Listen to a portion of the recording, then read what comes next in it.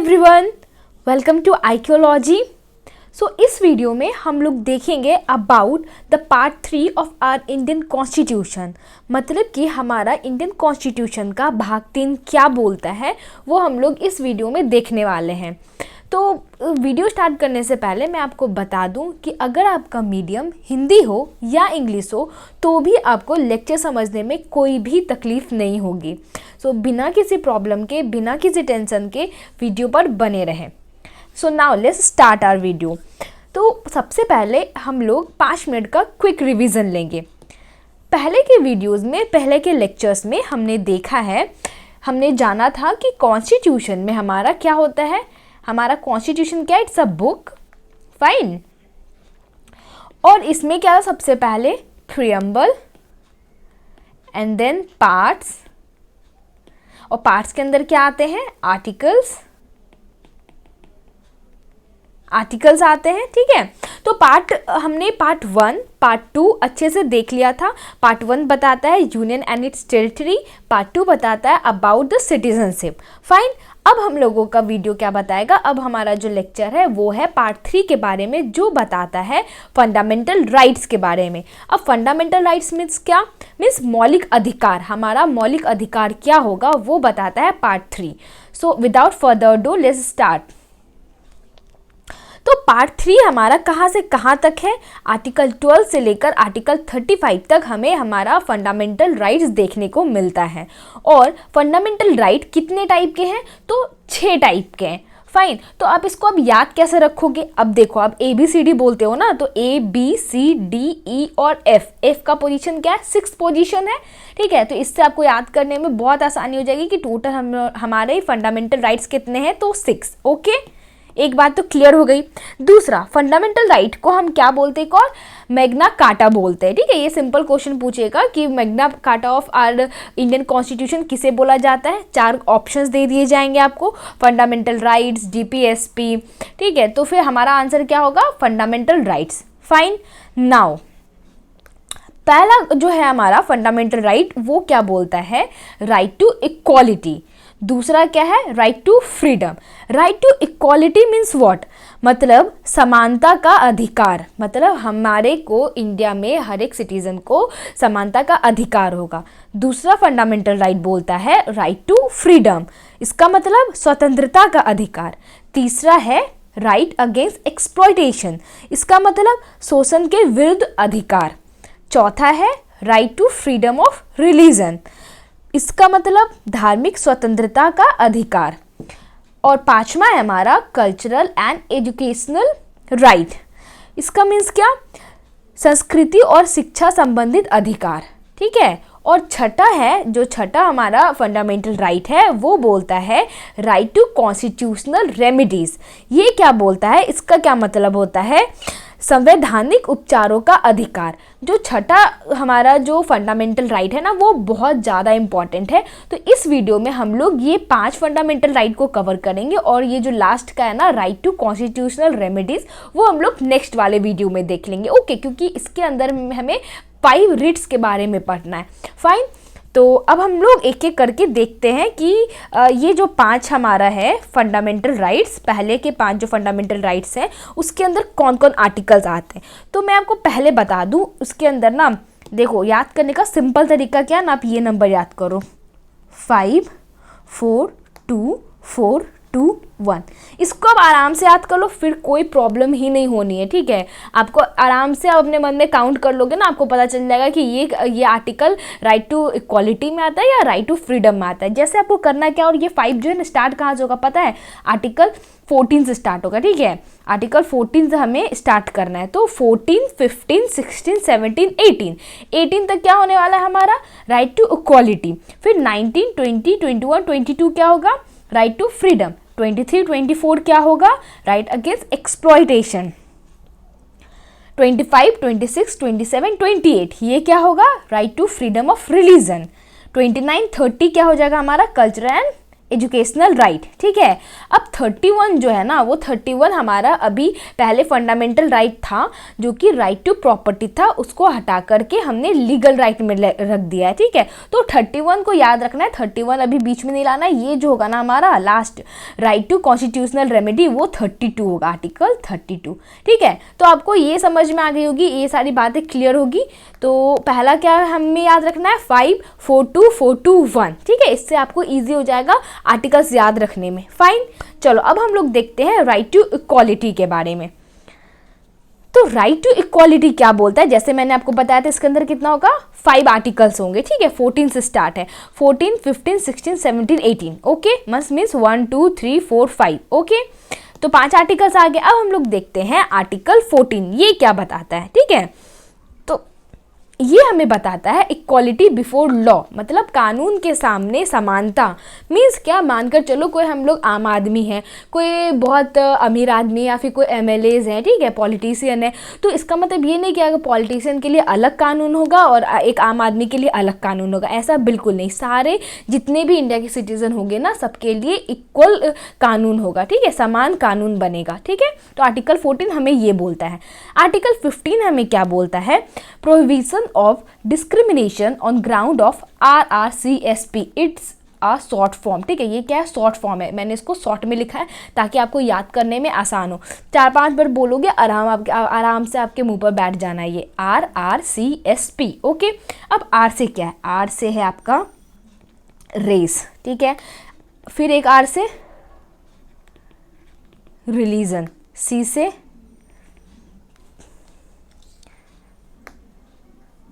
Cast, and S से sex, and P से place of birth, ठीक है।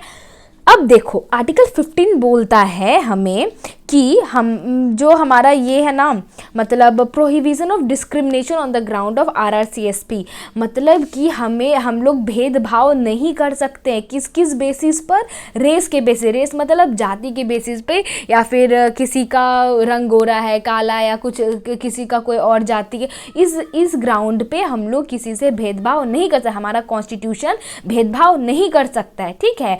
और रिलीजन के जाति पे, कि हिंदू मुस्लिम हम लोग नहीं कर सकते कि तुम हिंदू या फिर कोई भी रिलीजन को ला करके हम लोग, हमारा कॉन्स्टिट्यूशन नहीं बोलता है कि इसके तहत हम लोग भेदभाव करें, ठीक है।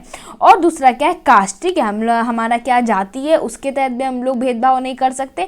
सेक्स मीन्स व्हाट, आप मेल हो, फीमेल हो, ट्रांसजेंडर हो, तो भी आप हमको इस बेसिस पे भी ना, ऐसा नहीं कि आपको ये अलग से अपॉर्चुनिटी मिलेगी, हमें नहीं मिल रही है, ठीक है। कुछ कुछ चीज़ें हैं जहाँ पर आपको कॉन्स्टिट्यूशन में अलग से रिजर्वेशन दी गई, लेकिन सेक्स के आधार पे, मीन्स आपका क्या सा कौन सा लिंग है उसके आधार पे हम लोग डिस्क्रिमिनेशन नहीं कर सकते। ये हमारा कौन बोलता है, आर्टिकल 15। और क्या है, प्लेस ऑफ बर्थ, मतलब कि हम कहाँ जन्मे, इंडिया में हम लोग कहाँ जन्मे। जैसे कि नॉर्थ ईस्ट के लोग होते हैं ना, तो बहुत सारा उनका एक निकनेम दे दिया जाता है कि अरे मतलब चिंकी, या फिर कुछ भी बोल दिया जाता है। तो ये सब बहुत गलत बात है, और इसके तहत ना मतलब हम लोग कोर्ट में जा सकते हैं कि हमारे फंडामेंटल राइट का हनन हो रहा है, ठीक है। तो ये भी नहीं करना चाहिए। तो प्लेस ऑफ बर्थ के आधार पे भी हम लोग ये डिस्क्रिमिनेशन नहीं कर सकते, ओके। तो आप ये इसका स्क्रीनशॉट ले लो, या आप नोट्स बना रहे हो तो इसको लिख लेना, ये मैंने शॉर्ट में लिखा है। R से race, religion, caste, sex and place of birth, okay. Now article 15 हमें बताता है equality of opportunity in public employment, ठीक है। अगर हम लोगों का मानकर चलो कोई भी फॉर्म निकल रहा है या फिर कुछ भी है, तो उसमें ना इक्वल अपॉर्चुनिटी मिलना इज़ वेरी इंपॉर्टेंट।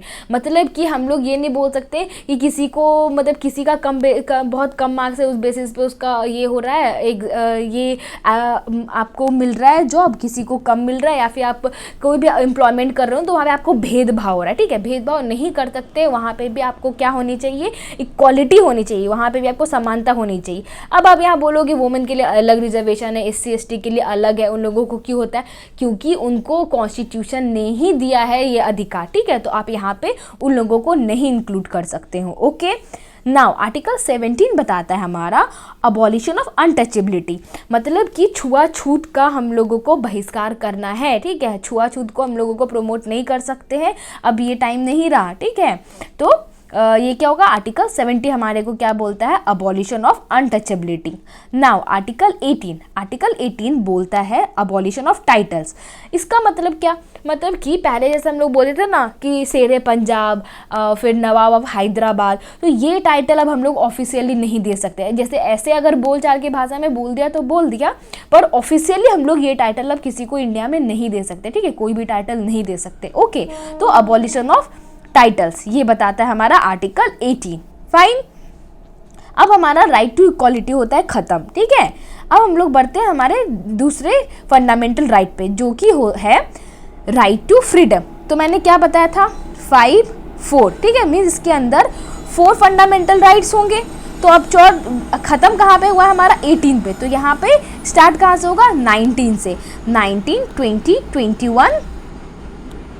21 एंड 22, ठीक है। तो मैंने आपको बोला ना, ये जो 21A है ना, इसको you don't have to count, ठीक है, क्योंकि ये कहाँ से आता है, हमारा ABCD अमेंडमेंट से आता है, ठीक है। तो फिर हमारा इसके अंदर 4 ये हो जाएगा आर्टिकल्स, ठीक। अब हम लोग देखते हैं राइट टू फ्रीडम में हमें क्या क्या बोला गया है। पहला हमारा है आर्टिकल 19। आर्टिकल 19 बोलता है freedom of speech and expression, assemble peacefully, form association, move freely, settle anywhere, any profession, ठीक है। अब यहाँ पर देखो, आपको ये एक लाइन से याद करना है, ठीक है, इधर उधर याद नहीं करना है। सबसे पहले आपको क्या याद करना है, speech and expression, freedom of speech and expression, फिर याद करना, उसके बाद क्या याद करना, असेंबल पीसफुली, उसके बाद ये याद करना है, फिर ये। मैं आपको एक लाइन से याद करने इसीलिए बोल रही हूँ क्योंकि आपके एग्जाम में क्वेश्चन आते हैं। आर्टिकल 19A क्या बोलता है, तो आपको बताना है स्पीच एंड एक्सप्रेशन। आपको बोलेगा 19C क्या बोलता है, तो आपको बताना है फॉर्म एसोसिएशन, ठीक है। इसलिए याद अगर एक लाइन से कर लोगे तो बहुत अच्छी बात है, तो आपको ना अलग से ABCD याद करने की ज़रूरत नहीं पड़ेगी। बीच में देखो आपका कहाँ तक जाता है, A, B, रुको यहाँ से देखो, A, ये हो गया B, ये हो गया C, ये हो गया D, ये हो गया E। अब बताओ F, यहाँ पर लिखा हुआ है साफ साफ आर्टिकल 19F इज ओमिटेड, मतलब 19F को हटा दिया गया है, ठीक है। तो हम लोग F नहीं पढ़ेंगे, फाइन। तो अब क्या है ये F के बाद G, ओके। तो यहाँ तक आर्टिकल 19 में कहाँ तक है, 19G तक है, ओके। देखो 19 दिख रहा है ना, 19 ये तो खुद ही G के टाइप दिख रहा है, ठीक है, तो G तक है, ओके। तो आप एक लाइन से याद कर लेना। अब हम लोग देख लेते हैं ये बोलता क्या है। Freedom of speech and expression, मतलब कि हम लोगों को आज़ादी हमारा थॉट को एक्सप्रेस करने की, ठीक है, हमें आज़ादी, हमें स्पीच देने की। अगर हमारा कुछ भी सोचे तो हम लोग स्पीच दे सकते हैं, हम लोग अपने आप को एक्सप्रेस कर सकते हैं, fine. Now assemble peacefully means क्या हो गया इसका, कि हम लोग कहीं पे भी शांतिपूर्वक से असेंबल कर सकते हैं। ये ऐसे कि नहीं मान के चलो 50 आदमी, 60 आदमी, 100 आदमी हम लोग असेंबल किए, वो वहाँ पे मतलब तहलका मचाए हुए, ऐसा नहीं करना है, ठीक है। असेंबल तो करना है, हमें एकत्रित हो सकते हैं लेकिन शांतिपूर्वक, ओके। नाउ फॉर्म एसोसिएशन, हम लोग अपना संघ बना सकते हैं, अपना एसोसिएशन क्रिएट कर सकते हैं, ओके। नाउ मूव फ्रीली, मतलब कि इंडिया के अंदर में हम लोग किसी भी स्टेट में आराम से जा सकते हैं, हमें कोई रोक टोक नहीं होगी कि यहाँ नहीं जा सकते हो, वहाँ नहीं जा सकते हो, ठीक है, ये है। नाउ सेटल एनीवेयर, मतलब हम लोग कहीं भी आराम से सेटल कर सकते हैं, कहीं पे भी हम लोग बस सकते हैं।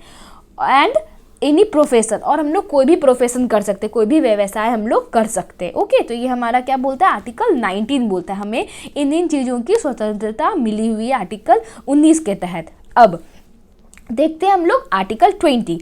आर्टिकल 20 बोलता है protection in respect of conviction for offence, ये वेरी वेरी इंपॉर्टेंट, ठीक है। अब थोड़ा इसको अच्छे से समझ लो। आर्टिकल 20 क्या बोलता है कि किसी भी गुनाह के लिए हमें ज़बरदस्ती सज़ा नहीं मिल सकती है, किसी भी अपराध के लिए हमें ज़बरदस्ती सज़ा नहीं मिल सकती, ये हमें कौन बताता है, आर्टिकल 20 बताता है। अब आर्टिकल 20 के अंदर कुछ चीज़ें हैं जो ध्यान रखने वाली है। ये क्या बताता है, पहले आप देखो, ये पहला पॉइंट आप देखो, नो एक्स पोस्ट फैक्टो, ठीक है। इसके आर्टिकल 20 के अंदर कुछ चीजें जो आपको समझनी होंगी। No ex post facto means क्या, जैसे कि आपको मान के चलो कोई एक पर्सन है, ठीक है, ए है एक पर्सन, ठीक है, उसने कुछ प्रॉब्लम किया, ठीक है, फाइन, उसने कुछ भी गलती की है, ठीक है, उसने कुछ क्राइम किया है, और उसने वो क्राइम कब किया, 21 को किया, 21 को उसने वो क्राइम किया। अब उसको लेकर के जाया जाता है, कोर्ट में पेशी होती है 22 तारीख को या फिर 23 तारीख को होती है, ठीक है। इस आज के डेट में जो ए ने आज जो गुनाह किया है, जो क्राइम किया है, वो 21 तारीख को किया है और उस डेट पर उस क्राइम का सजा मानकर चलो 1 साल का है, ठीक है। तो 1 साल का अगर 1 ईयर का अगर उसका क्राइम है, उस क्राइम का जो आपको सजा टाइम पीरियड दिया गया है वो 1 साल तक का है, ठीक है। तो आगे जा कर के 22 तारीख को आपका वो जो गुनाह है उसका सजा कितना हो जाता है, 6 ईयर का हो जाता है, ठीक है। लेकिन ये जो इस आदमी का 21 तारीख को इसने गुनाह किया है, इसको 22 तारीख को कोर्ट में पेश किया जाता है या 23 तारीख को पेश किया जाता है, ठीक है, या फिर इसको सजा सुनाई जाती है। तो इसको ये 22 तारीख के अकॉर्डिंग नहीं सुनाई जाएगी सजा की, अच्छा इस अपराध का तो अब 6 साल हो गया है तो आपको 6 साल की सजा मिलेगी, नहीं। इसको किस बेसिस पर सजा मिलेगी, इसने वो अपराध, ए ने वो अपराध कौन से डेट को किया था, 21 को किया था और 21 को उस अपराध का सजा कितने साल का था, 1 साल का था। तो इसलिए उसको आज के डेट में भी 22 तारीख या 23 तारीख आगे जो भी डेट होगा उसमें अगर सजा मिल रही है तो उसको 1 साल का ही सजा मिलेगा, 6 साल का सजा नहीं मिलेगा, क्योंकि उसने अपराध पहले कर दिया था और रूल बाद में बना, ये लॉ बाद में बना, ठीक है, कि 1 साल को हटा करके 6 साल कर दिया जाता है। ये आपको बाद में सुनने को मिला, ओके। तो ये बात आपको क्लियर होगी कि नो एक्स पोस्ट फैक्टो क्या होता है, ठीक है, फाइन। नाउ इसके अंदर दूसरी चीज जो आती है वो है नो डबल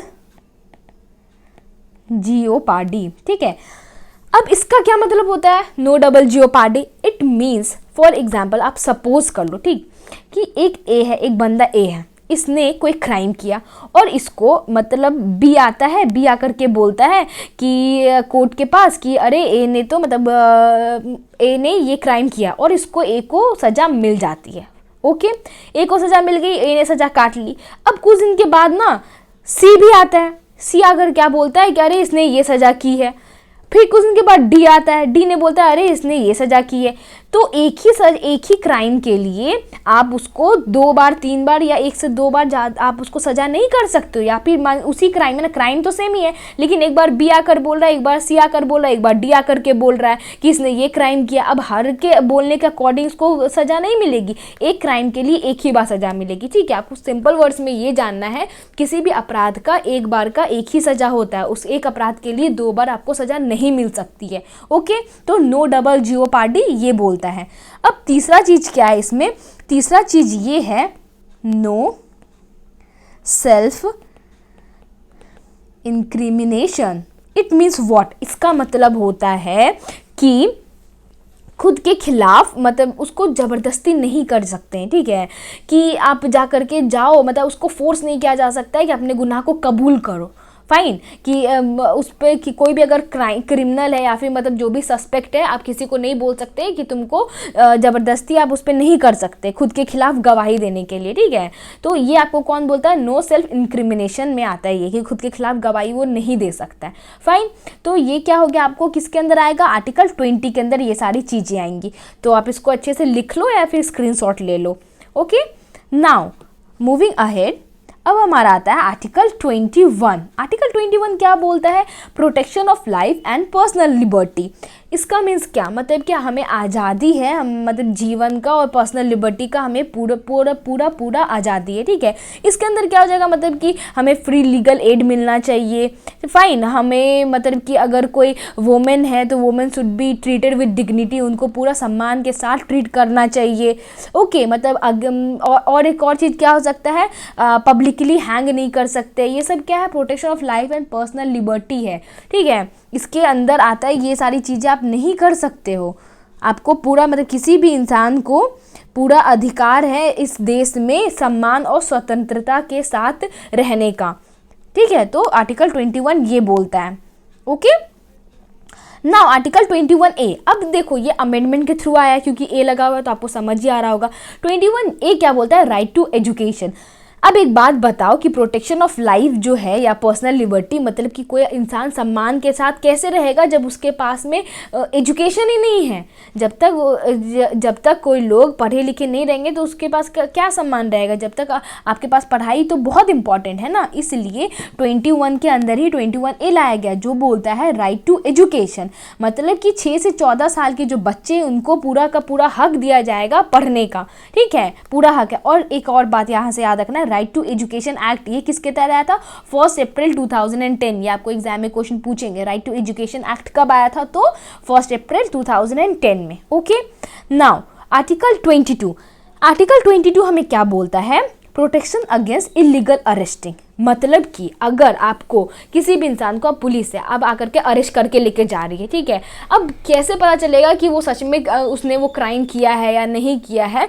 तो आर्टिकल 22 के तहत होता ये है कि किसी भी अरेस्ट किए हुए आदमी को 24 आवर्स के अंदर मजिस्ट्रेट के पास उसको पेश करना ही पड़ेगा, ठीक है।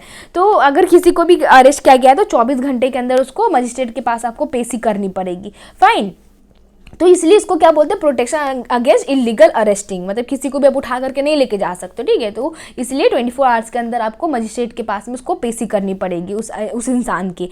लेकिन इसके में भी एक एक्सेप्शन है। एक्सेप्शन क्या है ये देखो आप, एक बोलते हैं इसको प्रिवेंटिव डिटेंशन।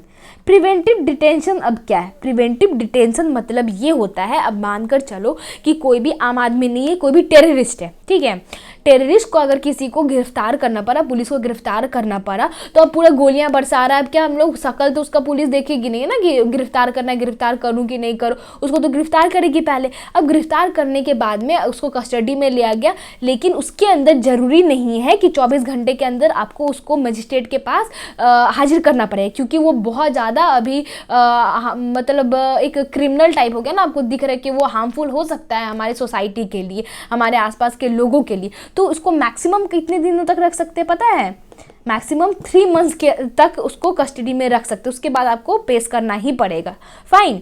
तो ये दो यहाँ पे हो गया, आपको देखने को क्या कौन सा आर्टिकल में मिलेगा, आर्टिकल 22 में। ओके, नाउ अब हम लोग आगे देखते हैं, राइट टू फ्रीडम हो गया हमारा कंप्लीट। आगे क्या है हमारा, right against exploitation. Right against exploitation हमको क्या बोलता है, उसमें क्या है, हमने क्या पढ़ा था 542, तो इसमें 2 होगा, 23 और 24 दो आर्टिकल्स होंगे। ओके, तो ये क्या बोलता है हमें कि protection of trafficking of human and force labour. Article 23 means क्या है कि अगर किसी, मतलब हम लोग क्या कर सकते हैं ना, जो मानव तस्करी होता है और फोर्स लेबर, ये हम लोग नहीं कर सकते, ठीक है। इंडिया में ये नहीं हो सकता कि किसी को, जो आपने सुना होगा ना कि बॉडी पार्ट्स का खरीद बिक्री हो रहा है, तो ये हम लोग नहीं कर सकते, ठीक है। जैसे कि औरतों का भी होता है, मेनली वोमेन में होता है कि वोमेन को मतलब खरीदा बेचा जा रहा है, तो ये हम लोग नहीं कर सकते। ह्यूमन ट्रैफिकिंग इसी को बोलते हैं, तो यहाँ पे नहीं हो सकता है, ठीक है, इसका प्रोहिबिशन करना है हमें। और फोर्स लेबर मतलब कि किसी को भी स्लेव बना करके रखे, किसी को बंधुआ मजदूर बना करके रखे कि तुमने इतना पैसा मेरा कर्ज नहीं उतारा तो तुम मेरी मजदूरी करो, तो ये भी हमारा आर्टिकल 23 बोलता है कि हमें प्रोहिबिट करना है इन दोनों चीज़ों को। और आर्टिकल 24 क्या बोलता है, prohibition of employment of children in factories, मतलब कि फैक्ट्री में बच्चों से काम नहीं करवाना है, मतलब 14 साल या 14 साल के नीचे से के जो बच्चे होंगे वो फैक्ट्री में काम नहीं करेंगे। फैक्ट्री मतलब फैक्ट्री मीन्स क्या, मतलब हार्मफुल फैक्ट्री, जैसे कि कोल माइन हो गया या फिर कुछ वैसा फैक्ट्री हो गया जो कि मतलब जहाँ पे केमिकल के फैक्ट्री हो गए, वहाँ पे बच्चों को काम नहीं कराना है जो 14 साल के नीचे। अब बाकी जो छोटे मोटे काम है, जैसे कि चाय की दुकान पे या फिर कुछ भी छोटे मोटे काम है, तो वो कर सकते, क्योंकि मानकर चलो किसी का अगर ये है फैमिली गरीब है, तो अब बच्चों को तो काम, किसी को काम करना होगा ना, घर में कोई भी नहीं है, तो अब उनकी तो मजबूरी है, करनी तो पड़ेगी, ठीक है। तो यहाँ पे मेन जो है ना हार्मफुल फैक्ट्रीज की बात हो रही है, वहाँ पे 14 साल के नीचे के बच्चे काम नहीं कर सकते। ओके, नाउ मूविंग अहेड, हमारा नेक्स्ट फंडामेंटल राइट बोलता है right to freedom of religion. तो अब ये क्या होगा, हमने पढ़ लिया 542, अब 4 होगा, मीन्स इसके अंदर 4 आर्टिकल्स होंगे, 25, 26, 27, 28। 25 आर्टिकल क्या बोलता है, freedom to profess, practice and propagate any religion, मतलब कि हमें पूरी आज़ादी है कि हम अपने रिलीजन को प्रैक्टिस करें अच्छे से, ठीक है, मतलब कि हमें कोई रोक नहीं सकता अगर हमें अपने रिलीजन को ये करना है, प्रैक्टिस करना है, तो हमें कोई रोक नहीं सकता है। ओके, या फिर कोई उसको दबा नहीं सकता है। तो ये हमारे को किसमें बताया गया, आर्टिकल 25 में बताया गया है। ठीक है, जैसे कि मान के चलो सिक्कों का होता है ना कि उनको पगड़ी रखनी है, तो फिर हम लोग ये नहीं बोल सकते पगड़ी हटाओ, हेलमेट पहन करके घूमो, तो ये नहीं होगा। इसमें आर्टिकल 25 उनको पूरी आज़ादी देती है कि उनकी जो भी रिलीजन जो उनको बोलते हैं, अगर उनको प्रैक्टिस करना है तो वो आराम से कर सकते हैं, कोई उनको नहीं रोक सकता है। ओके, तो आर्टिकल 25 ये बोलता है। आर्टिकल 26 क्या बोलता है, freedom to manage religious affair. Means क्या, इसका मतलब ये होता है कि आपको पूरी आज़ादी है कि अपने आप जैसे कि ना कोई मठ बनाना है आपको, ओके, तो आप मठ बना सकते हो, मतलब कि आपको वहाँ से जा कर के चैरिटी करनी, तो वो सब आप कर सकते हो। तो ये आर्टिकल 26 बोलता है। ओके, नाउ आर्टिकल 27 क्या बोलता है, freedom from taxation on promotion of religion. It means कि अगर आप अपने रिलीजन को प्रमोट कर रहे हैं, प्रचार कर रहे हैं अपने धर्म का, तो उसके लिए आपको टैक्स फ्री हो, आपको उसके लिए टैक्स नहीं लगेगी। ओके, नाउ 28 आर्टिकल 28 बोलता है freedom from attending religious instruction.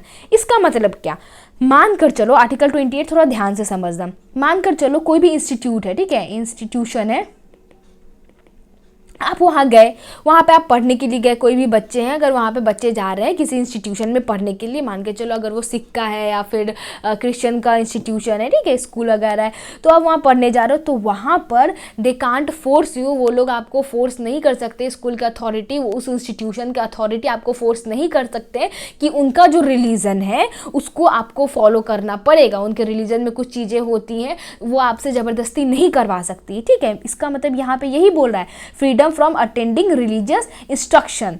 आप अगर वहाँ पे जा रहे हो तो आपको वो फोर्स नहीं कर सकते हैं कि उनके रिलीजियस इंस्ट्रक्शन को आप फॉलो करो। ओके, तो आर्टिकल 28 हमें ये बताता है। फाइन, नाउ नेक्स्ट हम अपना फंडामेंटल राइट देखते हैं, जो कि है कल्चरल एंड एजुकेशनल राइट्स। ये क्या बोलता है, हमने क्या देखा था, 54242। ओके, तो 2 तो यहाँ पे होगा ना, क्योंकि हमने पढ़ा है कि 31 आर्टिकल 31 क्या है, वो हमने देखा है कि वो हम फंडामेंटल राइट से हटा दिया गया था, इसलिए अब बस ये 2, 29 और 30। ओके, तो 29 क्या बोलता है, protection of interest of minority. इसका मतलब ये कि जो माइनॉरिटीज़ कौन कौन होंगे यहाँ पर, ये बताओ आप। माइनॉरिटीज़ होंगे जैसे सिख हो गए, बुद्धिज़्म हो गए, बुद्धिस्ट हो गए, जैन हो गए, सब हमारे कंट्री में माइनॉरिटीज़ है। ठीक है, अल्पसंख्यक है, इनकी ज़्यादा मतलब ये ज़्यादा नंबर में नहीं है, तो इनको माइनॉरिटीज़ बोलते हैं। ओके, तो इनका क्या करना है, इनका ये करना है हमें कि protection of interest of minority, मतलब कि अल्पसंख्यकों की भाषा, लिपि या संस्कृति के संरक्षण से संबंधित है ये। ठीक है, आर्टिकल 29 मतलब कि इनका लैंग्वेज, स्क्रिप्ट, इन सबको हम लोग ठेस नहीं पहुंचा सकते। ठीक है, इन लोगों के लैंग्वेज, स्क्रिप्ट, इनकी संस्कृति को, इनको पूरी प्रोटेक्शन दी जाएगी। ओके, तो आर्टिकल 28 ये बोलता है, 29 आर्टिकल ये बोलता है। फिर बढ़ते हैं हम लोग आर्टिकल 30 में। आर्टिकल 30 क्या बोलता है, right of minorities to establish and administer educational institution. मतलब कि माइनॉरिटी जो है, मेनली ना 29 और 30 जो है ये कल्चरल एंड एजुकेशनल राइट है, ये माइनॉरिटीज़ के बारे में ही बात करती है। ओके, तो 29 तो ये हमने देख लिया कि protection of interest of minorities है। 30 ये बोलता है कि माइनॉरिटीज़ को पूरा का पूरा अधिकार है कि वो अपना एजुकेशनल इंस्टीट्यूट बनाए। ओके, अगर कोई सिख है तो अगर उनको अपना इंस्टीट्यूशन बनाना है, सिख को लेकर के, बस सिख रहेंगे या फिर मुस्लिम से वो रहेंगे, यहाँ पर आएंगे तो वो बना सकते हैं, उनको पूरा का पूरा अधिकार मिला है। फाइन, तो अगर आपसे क्वेश्चन यहाँ से ये पूछेगा ना कि फंडामेंटल राइट्स कौन से हैं जो कि माइनॉरिटीज़ के बारे में बात करती है, तो आपका आंसर होना चाहिए 29 एंड 30। नाउ आर्टिकल 31 हमें क्या बोलता था, आर्टिकल 31 हमें बोलता था राइट टू प्रॉपर्टी। ये बहुत बहुत इंपॉर्टेंट है। ठीक है, आपको एग्जाम में बहुत बार ही पूछा गया है कि राइट टू प्रॉपर्टी क्या है, एक फंडामेंटल राइट है या क्या है, तो आपको याद रखना है it was remove from fundamental right. ये फंडामेंटल राइट तो था पर इसको रिमूव कर दिया गया और इसको लीगल राइट में, आपका जो संपत्ति का अधिकार है ना वो आपका होगा, लीगल राइट होगा आपका। ओके, लीगल राइट कौन से आर्टिकल में, अब ये 300A में आपको देखने को मिलेगा राइट टू प्रॉपर्टी। ओके, अब क्योंकि ये क्या है, लीगल राइट में आ गया है। और कौन से आर्टिकल के तहत इसको हटाया गया था? 44th अमेंडमेंट, सॉरी कौन से अमेंडमेंट के तहत? तो 44th अमेंडमेंट के तहत। आपको यहाँ से कुछ क्वेश्चन जो याद करने की ज़रूरत है ये है कि आर्टिकल 31 आपसे एग्जामिनर पूछेगा ना, एग्जाम में आपसे ये पूछे जाएंगे आर्टिकल 31 किसके बारे में था? तो ये था राइट टू प्रॉपर्टी के बारे में। दूसरा क्वेश्चन होगा आर्टिकल राइट टू प्रॉपर्टी अभी क्या है? तो आपका आंसर होगा ये है लीगल राइट। तीसरा क्वेश्चन होगा ये आर्टिकल 31 को हटाकर फंडामेंटल राइट से लीगल राइट में जो किया गया, तो अभी वो कौन से आर्टिकल में है? तो आपका आंसर होगा आर्टिकल 300A में है। और आपका चौथा क्वेश्चन ये हो सकता है यहाँ से कि राइट टू प्रॉपर्टी जो लीगल राइट में है उसको कौन से अमेंडमेंट के तहत लीगल राइट में डाला गया था? तो आपका आंसर होगा 44th अमेंडमेंट के तहत। होप यहाँ से आपको सब कुछ क्लियर हो गए होंगे जितने भी फंडामेंटल राइट्स थे। नाउ आपको ध्यान रखने वाली ये बात है, जो भी क्वेश्चंस होंगे आपको क्लियर में कुछ क्वेश्चंस मैं आपको बता देती हूँ। आपसे पूछे जाएंगे कि फंडामेंटल राइट कितने टाइप के होते हैं? तो 6 टाइप के होते हैं, आपको अच्छे से बताना है।